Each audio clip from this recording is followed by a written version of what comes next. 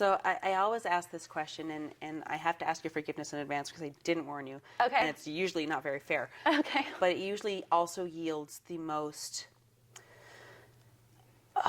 needed content Okay. for anyone that listens to podcasts. Is I like to go into what a buddy of mine, Colton Lindsay, calls the tunnel. I call it the bottom of the swimming pool. Okay.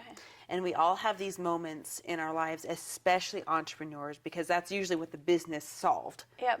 Is what the suckiest moment was like for you. If you could describe or even take us to a moment before you had systems figured out, the moment where it was a terrible spot to be either a single mom or, gosh, I've been through a divorce too. That is and I wouldn't wish that on anybody, right? What was that moment like for you? Is this a moment in life? Yeah, because that's Okay. all we have, right?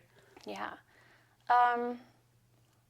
So I have a good co-parenting relationship with my ex-husband, but at that time that was the suckiest and the lowest for me. It was really hard space for us. He was completely disconnected from reality, turning to a lot of addictions and all that kind of stuff. So I had desired to go like network and do all these things. I'm like, what can I do? I've got a degree in business. What can I do? And I was networking and I met some people in real estate. And my dad was excited about it. And so I was like on a level 10. I'm like, these are the people. I was so excited to come home and tell him who I connected with. Yeah. And then it went from level 10 of just like excitement and euphoria and like possibility to like negatives. What happened?